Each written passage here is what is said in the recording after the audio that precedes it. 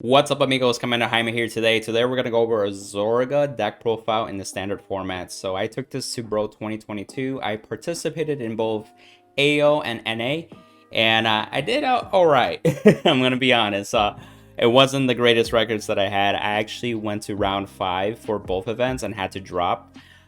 So I'm going to dive more into why I picked Zorga during this metagame as well, and then kind of go into the card choices and some afterthoughts, show some key plays, and also show some in-game footage that can help you as well see that in-game experience as well, and cover some key moments that were make or break in that sense too. So without further ado, let's get right into it. Check out Next Level Gaming's playmats, and they actually have a lot of mats with your favorite units. They're great quality playmats too as well, and you can use the affiliated link as a 10% discount on your next purchase. Also, I've become an official Metafy coach for Cardfight Vanguard, and so if you ever want to get one-on-one time with me to help your skill level, go ahead and book a session with me. I can help with premium format, standard, or even clans like Aquaforce and many others, and even YouTube as well. I just want to help fellow amigos and make an impact within the community itself. If you have any questions, feel free to shoot me a message too. You can use the link down below in the description to book your session as well. So onto like the metagame mindset discussion part of the video with the winning image in mind. So with the current metagame, we have a ban list that actually hurt Magnolia Elder with the restriction of inlet. So in Stoicheia,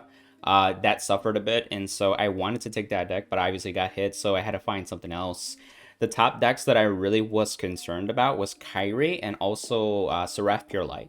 So those decks are very solid in my eyes, and also bring like multi-attack, and some of them like with crit pressure and imprisoning units. Those were the things that I was more focused on, and so I played around with different decks such as Seraph Pure Light itself, because I do have the deck.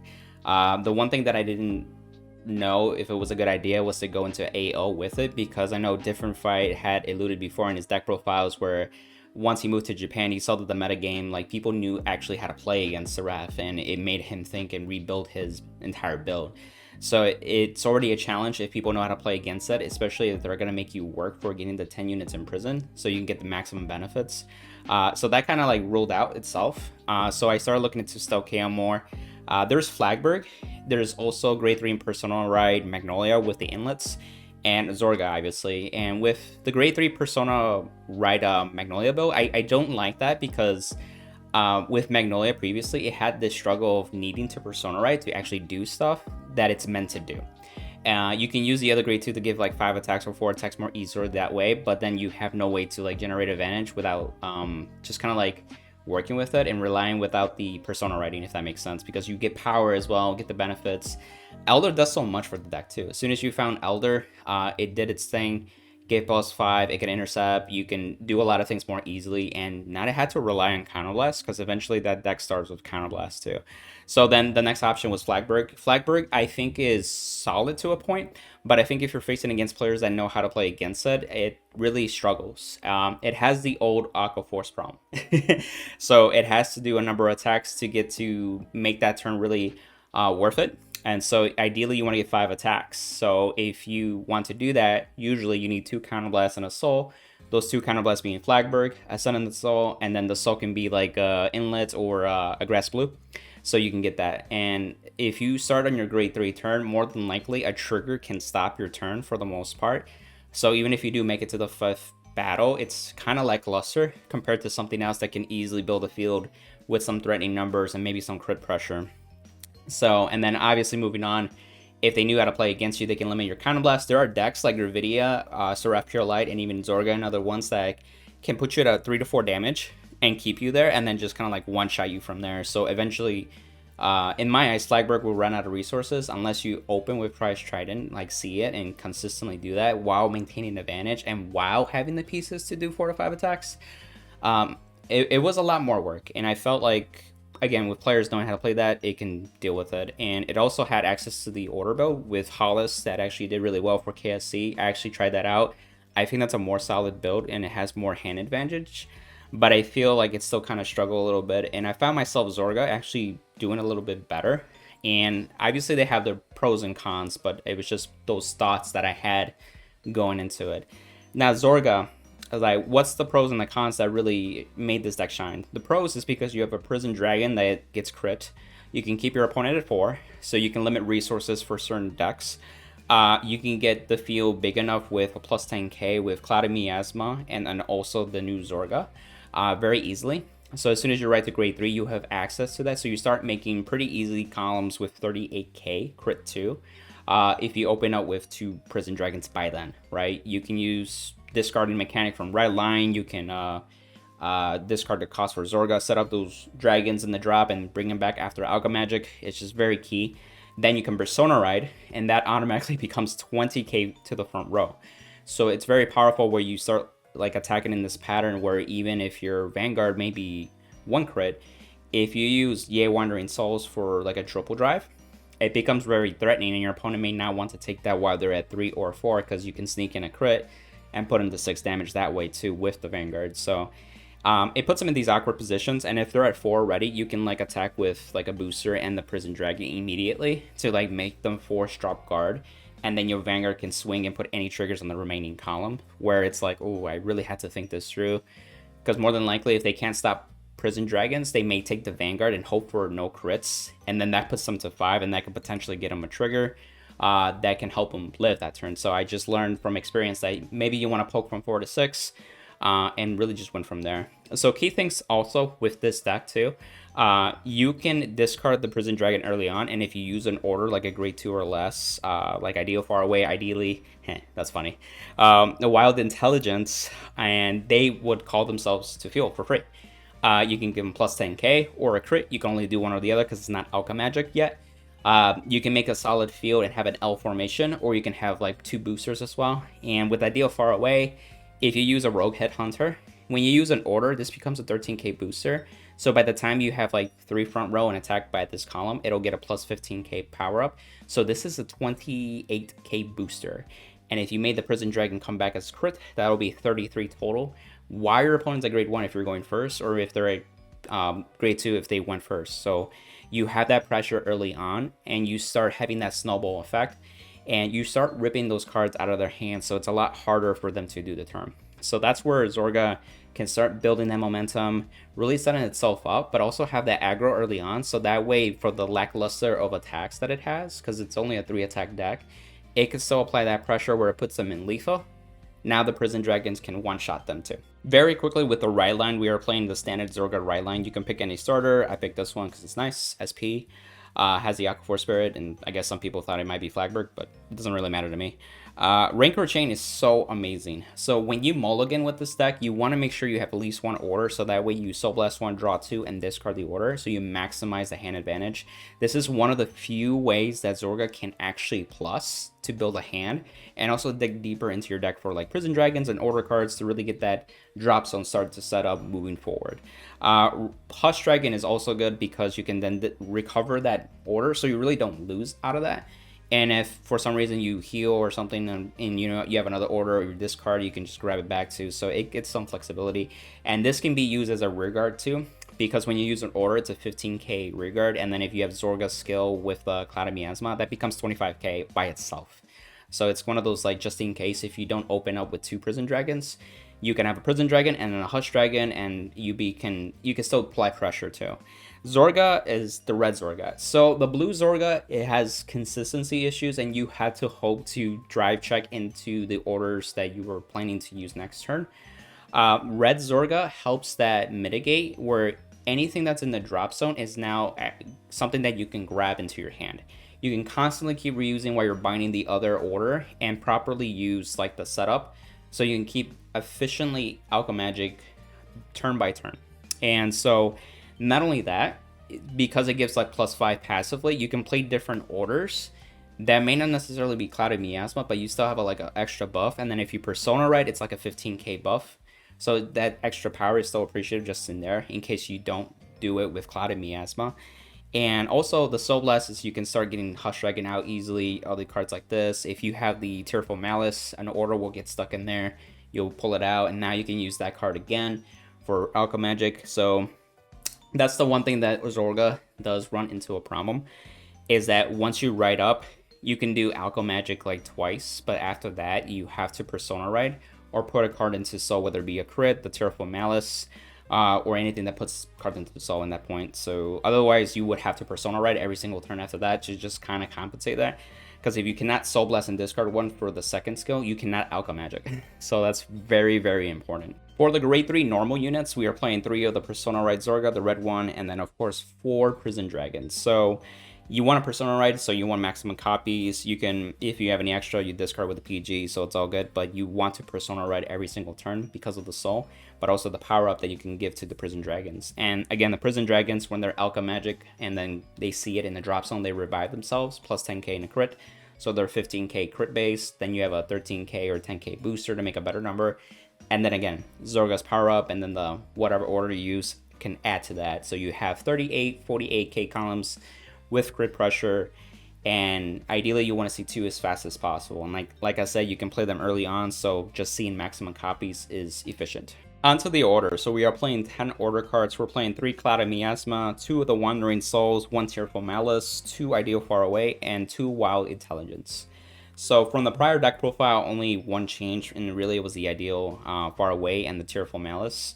The reasoning for that is because I found myself that you can reuse Tearful Malice if you put it into your hand and then bind the other unit, so you can reuse it if you need it a second time. But sometimes against matchups that retire your rear guards, you don't have the rear guards to retire for Tearful Malice, so that becomes a lot harder to execute. So that's why I put another card like Ideal Far Away, where it's like a free cost. You don't have to CB, you don't need a Soul Blast, you don't need to do some other thing, or like discard an order. So Ideal was really more efficient, and also it helped with that early game too, where you can stack this onto a booster like I mentioned, have that plus 15k booster onto a crit Prison Dragon early on. So having the second one was more appreciative, and I saw it more often. Also, in the early game, you could also play Wild Intelligence, so you could get a booster potentially from milling or discarding from the right line, especially if you did get like 1 Prison Dragon at least, so that way you can make some numbers and kind of go from there and apply pressure too. So that's why the Wild Intelligence was there too. The milling did help, but you got to be careful too. I milled twice in one Gravidia matchup, and I actually was close to deck out. But I actually won that one, so I legit, after I drove check, I only had 1 card left. So it's just be careful with that. Depending on the grain game, this card could deck you out, so be careful of the usage. And so with these cards, like 3 Clouded Miasma, I wanted Clouded Miasma because it's really the default card that you fall back into in your usual Alchemy Magic play, so why not play 3 of it? Secondly, it's because if you're playing 3 to 4 copies, then you don't have to necessarily work so hard to get it into the drop zone or into your hand. You can use Shadow Cloak to get other orders that you can use in that situation. So Clouded Miasma most of the time is gonna work regardless. You just need a CB, or if you did Rogue Headhunter, it becomes free. Then you can pair it out with an Ideal or the Ye Wandering Souls or whatever that fits that situation. And this brings back a booster most of the time, but if you don't have the second Prison Dragon, you can bring back Hush Dragon as another beater, so it helps build that field formation, so you can still be adding to that oppression, the aggression.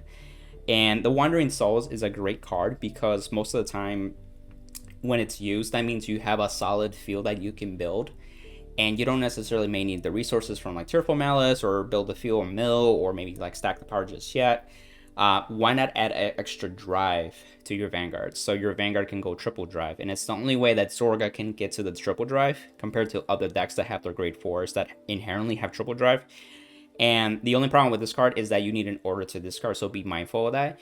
And it can be a way to get rid of excess orders too. So sometimes you get to a point where you get a clutter of orders, and that's the problem with Zorga sometimes, is that you don't have shield value. So this kind of recycles out, and hopefully your drive track replaces with greater shield value cards too. And Tearful Malice obviously retired too. Draw a card, go into soul, countercharge, helps with resources. What's really cool is that this is one of the few cards that adds to your soul, so you don't have to worry about like not having soul to Aqua Magic the following turn. But it also can be used to compensate for a Shadow Cloak when you use the Soul Blast skill. So that way you don't put yourself without stall, and then next turn if you can't Persona Ride, you're out of luck, right? You can't Alchemy Magic, literally. So Tearful Malice is useful, so that's why I still play one of it. And again, you can search it with Shadow Cloak, while everything else is like those situations where you can work with and then just finagle at that point. Now into the rest of the normal units that we have. We are playing 4 Shadow Cloak, 4 Rogue Headhunter, 4 PGs, and 4 Actia Sticky, the bug thing. So shadow clothes I maximized because I made it a lot easier to search the order that I may be missing. It's also a way to like deck in, and honestly I wish Zorga had an extra card to deck in where I can make those drive checks a little bit better. And I kind of alluded to it, it's that orders just don't have shield value, so might as well get rid of them out of a deck, put them into drop, and then just have better drive checks in that point. So it's super helpful. You can call this on grade 2 turn as a rear guard too, so you can stuff that L formation too, and it's just easily sets up the drop zone, and then you have the attack pressure, and then you can just revive prison dragons moving forward. This can also be placed behind the Vanguard too, so you can bounce certain cards if you needed to or make room. You can call it over prison dragons to get them into the drop more easily, and then of course it'll get replaced by itself by calling themselves back. But it's just ways to like make it easier for you to fix your field too. And then we got the 4 rogue headhunters. I play maximum copies of this. So again, I mentioned like I was thinking about the Seraph Pure Light matchup. So when they imprison your units and you unprison them, you spend a counterblast to get 2 out. When this is placed in general, you reduce Alchemy Magic by 1 counterblast. So then your Alchemy Magic plays become generally free. The only exception is that you're pairing Cloud of Miasma and Wild Intelligence together. That's when it goes from 2 to 1 counterblast, unless you call 2 of these, and then it makes it free.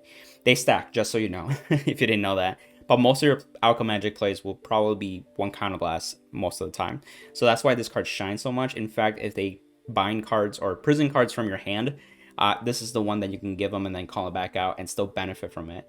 And it's a booster that you can still use. Most of the time in other matchups, this is your 13k booster that you put behind the Prison Dragon in the first place. And if you have a third one, you can put it behind the Vanguard. So it has that power. Worst case scenario, it's also an attacker because it hits 13k by itself. So it's a really solid card in just multiple areas. I'll find it very hard to replace this card with in the future unless we get something that's like basically the same thing and replaces it or better. We are also playing the 4PG because Zorga again doesn't have shield value. Let me re-emphasize this. You are playing 3 of the Zorgas, 4 of the Prison Dragons, 10 orders in your main deck. So you have 17 cards that have no shield value, and most of them you're wanting into the drop zone or in your hand and then use them in that sense. So they're not it's not like a Shadow Clock where you could just drop it and then use it easily. You had to like work for it, finagle it, and personal right and all that kind of stuff. So getting perfect guards is essential. So that's why if you want to live enough to like finish the game, that's why I play 4, nothing less. And then of course the Actia Sticky. This is the scenario where outside of Tearful Malice, you can counterblast 1, retire 2 rear guards, and draw a card, and it gets plus 5k until the end of turn. 13k booster attacker, but it gets rid of your Prison Dragons back into the drop zone. So that way you get Alchemy Magic and they come back. So this is another card that's easy. If you're going against a matchup that isn't removing your field, this is super helpful. So you can still do Alchemy Magic plays without the need to use Tearful Malice too. So you can do Cloud of Miasma with Ye Wandering Souls, but still be able to retire efficiently with this card if you have it, right? There's only so much room in Zorga too, so that's why there's only like 1 copy of this. I may consider a second copy. The other card that I may consider is like that 1 grade 2 that calls the Momoko token or whatever it's called. And the reason is because it retires stuff too. So if it stay on the board, you can retire the Prison Dragons and it gets power too on top of that. It's like, that might be kind of cool to play. But you know, it's something that I didn't have time to play. So if that's something that you guys have tried out, let me know in the comments and your feedback about it. I thought of replacing this guy with that, but I haven't had enough time to play test to make that justified. So I kind of ruled that out of my mind. So I didn't even bother to play test it. It was just mainly theory. Onto the triggers. So we're playing 8 crit in total. Not all my SPs came in time. So that's why you see that. The Alana, this crit is super important because it can go into soul. So if you do call it with like, let's say a Wild Intelligence early on, and that was like the only viable booster besides the starter, this can be more beneficial just to put it into the soul for future proof in that sense, so you get Alchemy Magic.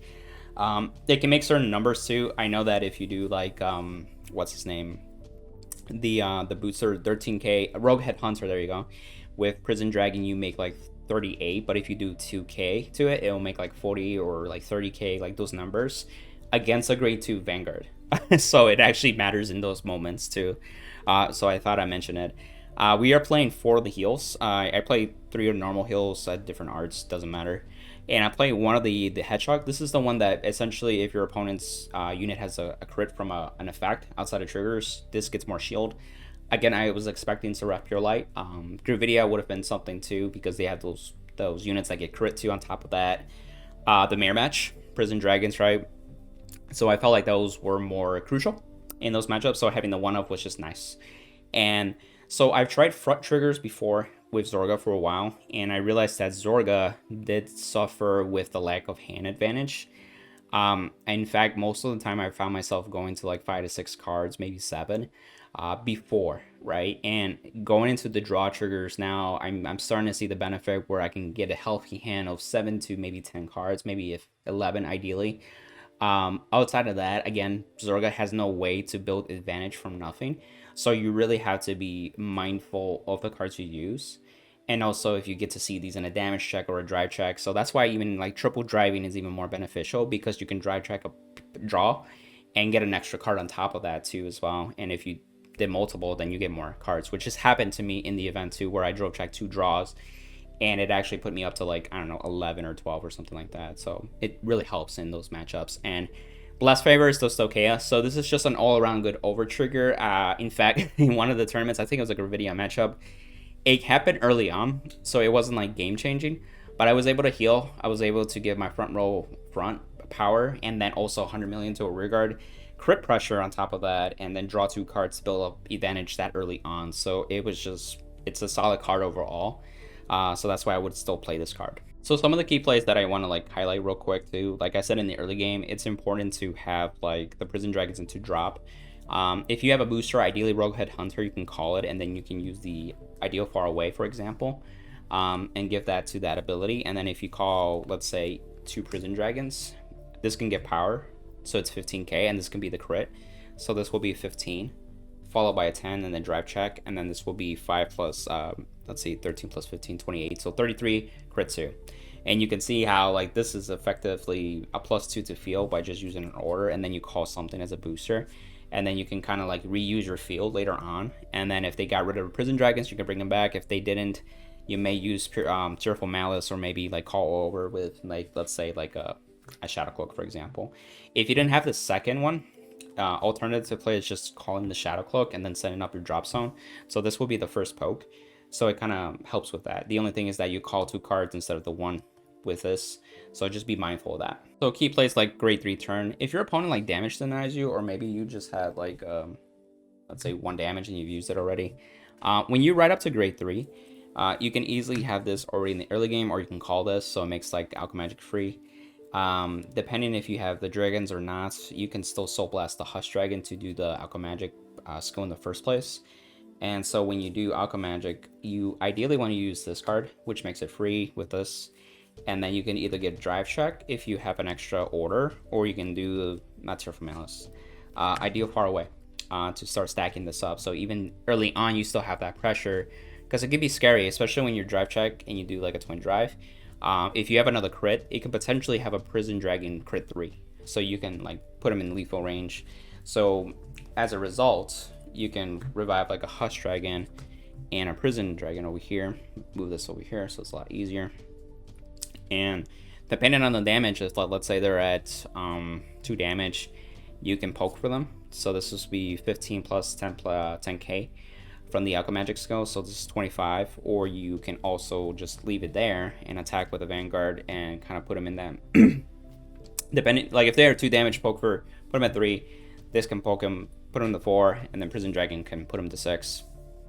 If they're at 3, you can poke with the Vanguard first. More than likely they'll take it. Any crits you could put on the Husk. So now you have 2 columns that are crit 2, and that could put them 4 to 6, forcing them to rip cards or just take it and win. And following Persona Ride, draw a card. You can use cards like Tearful Malice to retire your front row. And then eventually this will bring back that. And if you had a second Prison Dragon by this point, you have this. If you use Cloudy Miasma with it, you can revive a booster, which is another Headhunter at that point too. So this is Persona Ride, Cloudy Miasma, plus 20k to the front row. If they're at 3 or 4 damage, this can be lethal. If you use, let's say they're at 3 damage, put them before, and then this is a lot bigger, 48k, crit 2, right? If you did extra drive and they're at 4 or 3 damage, they may be tempting to PG the Vanguard, especially since they're like, you know, 33 Vanguard with triple drive is pretty scary. So they can't just like make it a 1-pass or 2-pass more easily. They have to drop significant cards to make that even happen too. Otherwise, you'll just break through it as well. So that's another thing that they have to watch out. So I just wanted to show those key plays, but that's really the gist of the deck, honestly. There's no other big brain plays or anything like that. It was really setting up your board, doing the right Alchemy Magic combination during that situation, and then try to maximize the advantage you get so you can properly guard. And stay at low damage too if you can, because it becomes a lot harder to guard later on. This deck does suffer against multi-attack decks, so the earlier you guard, the more easier it is to take like a couple hits, potentially getting some triggers in the process, and helping you survive much more easier, and then potentially just kind of like healing back on your drive checks from that point too. So for the tournament rounds, I'm just going to cover most of them, but not all of them. And both tournaments, AO and NA, only went up to 5 rounds. So I essentially went 2-3 each one. So with AO, I went against Basvarga first off. And this is shout out to Jared, for example. He's actually a viewer too. So shout out to you, amigo. One of the big things he did is that when he first rode to grade 3 turn, he called the Tri-Bash. So then his Basvarga went to crit 3. And I had to like no guard that because I didn't have a PG and it was super big. Unfortunately, he didn't get any crit triggers, so that put me to 5. But in the process of damage stacking, I got an OT, so that put me back to 4. And then it stopped like the rest of his plays really. So I came back from that and actually was able to hit it with a Prison Dragon at that point. So shout out to you, amigo. Thanks again. Round 2 was already against a high caliber player. His name is Kagze. He actually won the NA BRO 2021 last year with the premium Maelstrom, so he's a very good player, and he played Gravidia. So this was already like, I can tell he was actually denying me some counterblast as we went back and forth, so that way if he couldn't do an efficient Gravidia turn, he just kind of like attacked the rear guard and then just kind of like pass turn. And I think he was also trying to build up his hand and also kind of like decked in enough so where he can do the Gravidia turn to make it well worth it. And so, fortunately, in this matchup, what I would recommend to with your mulligans is that you mulligan and hopefully get a PG in the process of getting an order and a Prison Dragon. So, normally you want to get an order card and mulligan hard for a Prison Dragon because you can start doing that. But you want a PG in this matchup too, because you can PG easily the Vanguard so you don't take too much damage and potentially lose like that. Especially with Gravidia, because they can like double the effects of triggers, which is very scary because it's unpredictable. So you kind of just like see what they do and then guard the rest of the attacks. That's really the general play that you do. So I was able to win that, and so it was just Prison Dragon, pressure, and eventually one of them had to hit, right? So shout out to Kagze. And then round 3 was against Gravidia. This guy, so I had a really good rush. That's when I opened double Prison Dragons in the grade 2 turn. Everything was going right. Put him to like 3 or 4 or something like that. His turn, his first grade 3 turn, he double healed. And I was just like, damn. And it's, I think he did the Gravidia. I don't know if he had enough or he just drove checked 2 heals. I can't remember. But he double healed. And that gave him back the momentum. And then I was just like, crap, that lost me the momentum. So we went back and forth. And I was trying to do Prison Dragons. But at the end of the day, he got it. So shout out to him. He got it. So round 4. Phantom Blaster. So I wasn't expecting PBO. It's a solid 4-tech deck. And it was a grind game back and forth early on of advantage, making sure I didn't call regards early on because Blaster Dark can just retire them while gaining a drive check. They're going to do that anyway, so don't give them regards early on. And then they had the means to put the Phantom Blaster into Soul, so that when they ride to grade 3, they're already crit too. So that's another matchup where you want to have a PG in your mulligan if you can. So you could just PG the Vanguard and then guard easily with the other attacks. Generally, the first pokes are literally pokes. Once they're persona right, that's when it becomes a lot more scary. It reminds me a lot of Flagberg, just different patterns. So just be mindful of that. And we both resolve our over triggers offensively. Mine was in the mid to early game. That gave me some momentum there. But his was like the perfect timing because when he swung PBO and retired 2 of his rearguards to call the Blaster Dark, I had enough to guard if he only drove check 1 trigger. So his second check was his over trigger. And I was like, at that point, that Blaster Dark's hitting, even though I PG the Vanguard, and I went to 6. If he would have gotten a second trigger, he also would have gotten it too. So it came down to that, but like the over trigger just really came in time. Fortunately, it wasn't anything crazy too, because he did the Blaster Duck go when it was called. And then also he had Twin Drive, but it was a miss for that, so it wasn't horrible, but that worked out. So yeah, PBO, right? So this is round 5. At this point, I was 2-2. So if I lost the third time, I would just drop. And I faced Gravidia again. I was like, really? Okay, Gravidia again. And it was just a back and forth. They had enough PGs to survive my Prison Dragons, and then I think they had their OT as well in one of them. And they were just able to survive. And at that point, I couldn't finish it. I ran out of gas. One of the things that you realize with Zorga, as I mentioned before, is that if you can generate advantage at first, but over time, your hand will become weaker and weaker and smaller, and then eventually you can't just build advantage to survive any longer. So it gets to the point where they just finish you off if they can keep going. So I'll just quickly brief with NA too. First round was PBO again, so I already started out with PBO. I was like, okay. Shout out to Zach. So we played a back and forth, and ultimately he was able to deal with my attacks with PGs, and then also I didn't have enough to stop all the multi-attacks that he had eventually. And so that's how that ruled out. So it was an interesting matchup. Just looking back at it, it's like, okay, it's a solid multi-attack deck with crit pressure, and I think it's a lot harder for Zorga to deal with like an extra attack, knowing that the Vanguard has crit pressure. So then you're using PGs for the Vanguard every single turn. So I was just like, okay, I can at least learn from that. Zorga struggles with even more so that kind of type of multi-attack. Round 2. Gravidia again. So what's really interesting, I resolved the OT and grade 2 turn. It didn't impact much, but it allowed me to draw 2 cards, heal, and everything like that, because I was able to do so. But then on his first grade 3 turn, he resolved 2 heal triggers and actually healed back as well. So then it became a grind game. But however, I was able to break through with 1 Prison Dragon column still from 4 to 6, and I was like, yes, thank you. Thank you. So I got that one. Round 3, guess what? Gravidia again. This time is against KuuroNeko. So he's also a really good player. I've interviewed him before. He actually topped with one of the Vision tournaments years ago with Idrissa, if I remember correctly. And what's really cool is that he was playing Gravidia, but he also was not in a good situation, and so he was trying to like get his hand working right. And the triggers were in his favor, and he would even say, attest to this.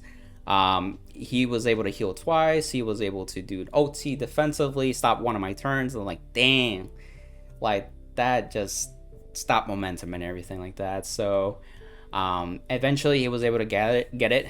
And I think my last drive check was like 2 Prison Dragons too. It was the last 2 because I was able to see 2 of them. My last 2 Prison Dragons came in the drive check, so I had no shield value in my hand whatsoever, and I just lost like that. So, but anyway, it was a fun time facing KuuroNeko still, so shout out to you, amigo. Round 4, guess what? Zorga Mare. I was like, finally, I wanted to face a Mare because I wanted to see how that would work out. Like, I had an idea, but it was just a fun matchup, right? And shout out to Taylor. He's from his own YouTube channel, Scarlett TCG, so he's brand new. He started his first video, so looking forward to more content. So we played that Mare match. And so here's the thing, I opened up really good. I opened up with double Prison Dragon, so he saw me turn by turn discard him for the right line. He's like, yeah, this is not going well. And I opened ideally with the ideal far away, I believe, if I remember correctly, and that just had that pressure. And then I drove truck a crit on top of that, so it really was a powerful grade 2 turn. And then after that was still applying pressure with like I think it was a Husk Dragon and a Prison Dragon. I can't remember exactly, but I was able to apply pressure. No, it was the two Prison Dragons because I already had discarded them for the right line. Duh. So it was just constant pressure from there, and he just didn't have enough after a while. So, and he was able to do some pressure there, but he and I knew that I basically had that momentum, and since I went first on top of that, it was going to be more challenging for him to make a comeback and actually just win that from there. So, but shout out to him again, really good match to play. And the last round for NA, this is my round 5. I faced Kairi. So finally, one of the meta decks that I thought I would face at the last game that I ever played for the weekend. Shout out to Alex too. He's from Germany, so I got to know him a little bit better. He also watches my content too, and so we went back and forth. He was doing the whole Kairi play very effectively. He was in the grade 4 for a while too. I was able to deal the 6 damage with a Prison Dragon from 4 to 6, but that's when he healed with the over trigger on 6 damage. and that literally shut down my Zorga Vanguard that still had to attack, and then my other Prison Dragon column that still could attack and finish the deal with that. But because he got the OT, I legit couldn't get over that. And I had my OT already out of deck, so there was no chance that my drive check would get there. So I was just attacking the rear guards to get rid of them. And after that point, I didn't have enough shield value to survive 5 attacks still. And I think I didn't have any heal triggers at that point. So as soon as I hit to 6 damage, I lost. So shout out to him. But it was fun still playing Kairi. And that was the match that I expected. I played that pretty well. It just turned out that the trigger helped out, and it is what it is, and we just had to account for it and then just move on. So some closing thoughts, just thinking about reflecting the tournament. It's like, Jaime, like, would you change anything differently? You know, I guess the one thing that I would change, I'd take maybe Seraph Pure Light actually next time, but honestly, I wanted to also take Zorga because I was looking forward to play Zorga actually. It's one of my favorite decks because it reminds me of Grand Blue still, but just in overdress, and then it has the Alchemagic mechanic, so it's like spellbooks in Yu-Gi-Oh. So I literally named my deck Spellbook Grand Blue.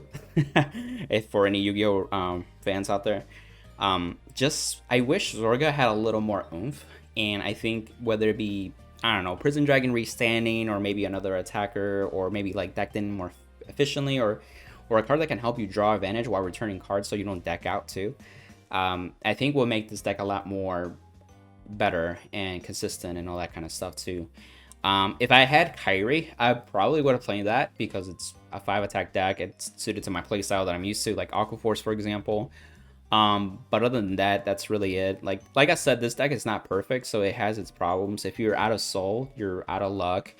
Again, your hand quality can be crap because you have orders and grade 3s that have no shield value. It's worse when you don't have any PGs because then you can't discard them, so you have to be very efficient with your guarding. So that's why I guarded early on if possible to stay low enough damage, 1 to 2 ideally, so that way you can still do things, and then if you're out of counterblast, you can still rely on a rogue headhunter to do stuff too. So those are the majority of things. I did have fun. I played a lot of players that I knew, like KuuroNeko and Kagze. That was pretty cool. I've interviewed both players, and now I actually got a chance to play against them in a tournament. And then some of the other people that are also viewers, so I'm always humble by that too. So it's pretty cool. Sometimes I'm focused in the moment that I'm like, oh yeah, I'm a YouTuber technically too, and not just a competitive player. It's just when you're in the zone kind of thing too. So I guess with that, without further ado, again, if you want to support the channel and you want to get your cards from TCG Player, use the affiliated link. If you want to use your cards from 50 Card Shop, use code Jaime for a 5% discount. If you love the Zorga mat like I have in this and many other options, Next Level Gaming is your guy, and there's a 10% discount link for your next purchase as well. And lastly, shout out to any amigos that have helped out with playtesting this as well. This is not a self-made deck, and again to the locals as well, because I got a chance to play this in multiple locals tournaments to get a good feel for it. So shout out to those guys. Like, share, subscribe, and on to the next one, amigos. Bye!